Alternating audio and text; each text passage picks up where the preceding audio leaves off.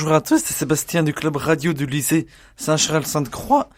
Et aujourd'hui, pour cette émission, je serai accompagné de Simon P, que vous avez déjà entendu au début de l'année, ainsi que de deux nouveaux adhérents au club, Simon G et Ryan. Nous commencerons cette émission avec la présentation d'un événement qui a eu lieu au lycée et qui est nommé la réflexion éthique autour de la fin de vie. Simon P, en quoi consiste cet événement ? Bien, jeudi dernier, tous les jeunes de terminale ont eu une journée de réflexion sur le sujet de la fin de vie. Ce sujet d'actualité et délicat a permis d'échanger en profondeur. Après une introduction philosophique à la chapelle, les jeunes ont effectué des recherches sur Internet par petits groupes sur différents thèmes, pour s'emparer de vastes sujets. Ils ont eu ensuite un témoignage très fort, puis un temps d'échange après le déjeuner. La journée s'est terminée par une table ronde de professionnels au sujet de leur vie professionnelle, médecins, aumôniers, chirurgiens, infirmières ou personnels. Épreuve de la perte d'une épouse ou d'une maman. Cette journée et cette initiative m'ont l'air très intéressantes. Ryan, quels sont les témoignages du milieu médical que tu as pu recueillir ? Dans cette journée de fin de vie, les élèves de terminale ont pu avoir les témoignages d'un chirurgien qui a raconté comment sa femme est décédée du cancer et d'un médecin généraliste qui a raconté ses ressentis à chaque patient qu'il a accompagné sur des générations, jusqu'à leur fin de vie. Ils racontaient cela était mentalement difficile pour eux de recevoir des patients qu'ils connaissaient en fin de vie dans leur cadre de travail. Il est intéressant d'entendre des avis médicaux sur ce sujet d'actualité et très important qu'est la fin de vie, afin d'éviter d'entendre des fake news. Simon G, quels sont les témoignages des autres intervenants ou d'élèves que tu as pu recueillir ? Et oui, Ryan vous a parlé du ressenti des professionnels confrontés à la fin de vie, et je vais plutôt m'attarder sur le côté personnel du ressenti des gens pour qui ce n'est pas un métier d'être confrontés à cette situation, des gens qui, comme vous et moi, ont eu le courage de se témoigner à cœur ouvert et non sans émotion sur l'un des événements les plus tristes de la vie, la perte d'un proche. Alors, tout le monde, élèves comme enseignants, en passant par les intervenants extérieurs, ont été touchés par ces témoignages bouleversants à tel point que parfois des larmes ont coulé sur certains visages.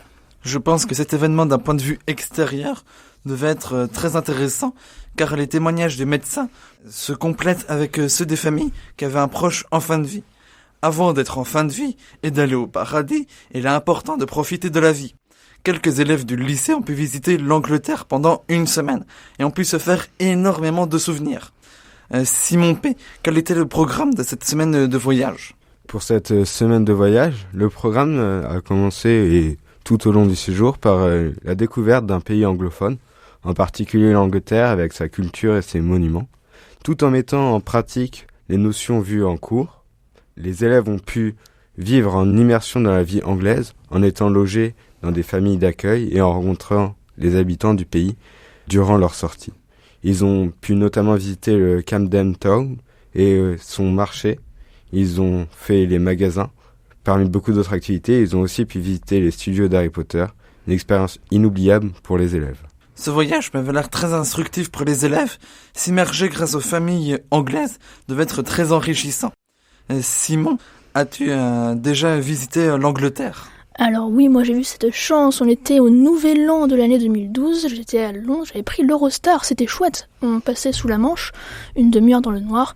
Après, on a eu la chance de voir le feu d'artifice tiré au niveau de Big Ben, et c'était un très beau feu d'artifice, je m'en souviens, j'avais 5-6 ans à l'époque, et non, c'était un bon voyage pour ceux qui ont la chance d'y aller, franchement je vous le recommande. Et as-tu remarqué des différences culturelles entre la France et l'Angleterre ?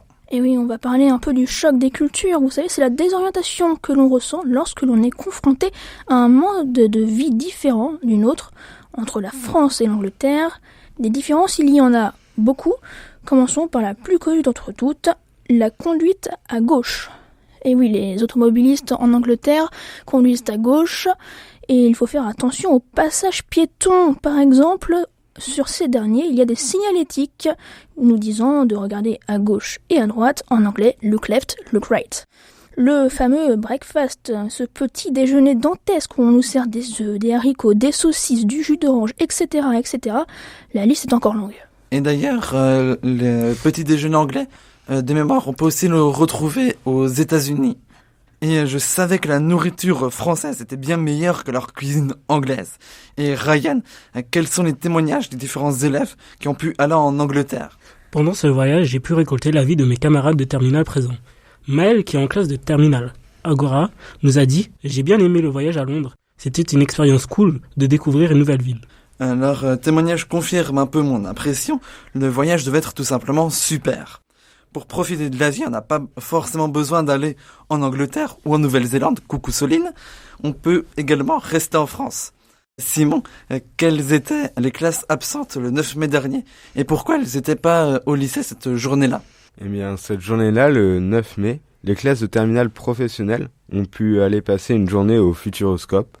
Pour ceux qui connaissent pas ce que c'est le Futuroscope, eh bien, le Futuroscope, c'est un parc d'attractions et de loisirs à thème technologique et scientifique, d'anticipation avec des attractions qui mélangent sensations et projections d'images. Ce parc se trouve à Chasseneuil du Poitou, dans le département de Vienne, au sud de la France. Et ces classes ont dû sûrement passer une très agréable journée. Ryan, quels sont les témoignages des élèves que tu as pu recueillir? Madame Marty, notre professeure de maths, a organisé ce voyage pour faire décompresser les élèves avant le bac. J'ai pu recevoir le témoignage de Paloma, en terminale Agora. Elle nous dit « J'ai trouvé ça bien pile avant les épreuves, c'était une bonne idée. » Et Flora en terminale Agora qui nous dit « La journée au Futuroscope était incroyable, j'ai adoré les manèges en vrai. » Et au Futuroscope, ou même dans d'autres parcs d'attractions, quels sont les manèges qui vous donnent des sensations fortes? Moi, j'aime bien les montagnes russes. Ça permet d'être à côté de ses amis. Avec un groupe d'amis, on peut aller au Futuroscope et ça fait des bons souvenirs. Il y en a qui crient, parfois même il y a des petites photos qui prennent dans un looping ou quelque chose comme ça et ça fait toujours des bons souvenirs à garder. C'est vrai que les montagnes russes, c'est quelque chose de super bien. Il y en a qui préfèrent être à l'avant. Moi, je préfère être à l'arrière parce que quand on est en pleine descente, on va encore plus vite parce qu'on a le poids de l'avant qui nous attire encore plus. Je suis d'accord avec eux, j'adore les montagnes russes, j'adore avoir la tête à l'envers, un peu comme tout le monde, j'adore les sensations fortes, même les manèges basiques. Et quels sont vos parcs préférés ou votre parc préféré? Moi, je visite pas énormément de parcs d'attractions, je suis plus en vacances à la montagne, à la mer, mais ça on en reparlera dans une prochaine émission. Mais j'aime bien voir des parcs, ce qui m'intéresse c'est pas tellement les parcs, mais c'est plus les amis avec qui j'y suis. Alors, en Sarthe, on a une chance, on a quand même Papéa, qui est un bon parc d'attractions, attention, je dis pas le contraire, mais on a aussi Disneyland en France, et ça c'est une chance parce qu'il y en a pas beaucoup dans le monde, et moi je me souviens, j'étais allée à mes 7 ans pour mon anniversaire, et c'était vraiment un parc d'attractions que j'ai bien aimé. Je vais rester basique, je vais répondre parc Astérix, parce que je suis quelqu'un qui adore les sensations fortes, et tout ce qui est montagne russe. Et quels sont le ou les parcs que vous aimeriez visiter? Moi, j'aimerais bien visiter des parcs plus à l'étranger, voir la différence de culture sur des parcs à l'étranger ou par rapport à la France, voir si c'est les mêmes personnages, par exemple, comme l'a dit Ryan, est-ce qu'il y a aussi un parc Astérix en Chine, au Japon ou même aux États-Unis? Et ouais, ce serait ça, de voir les différences culturelles au sein même des attractions. Un parc qui, moi, j'aimerais bien visiter, ce serait quand même le parc Astérix. Je pense qu'il est à faire une fois dans sa vie quand même. Après, il y en a d'autres qui peuvent faire de l'œil. Il y a le Futuroscope, il y a Europa Park qui est à la frontière avec l'Allemagne. Et puis, il y en a d'autres. Moi, personnellement, j'ai toujours voulu visiter les autres parcs Disneyland afin de voir la différence entre ceux de la France et ceux à l'étranger. Avec tous ces témoignages et avec tout ce qu'on a pu se dire précédemment, ça me donne envie d'aller au Futuroscope pendant les vacances d'été. Nous vous remercions de nous avoir écoutés. C'était le club radio du lycée Saint-Charles-Sainte-Croix. À bientôt sur RCF.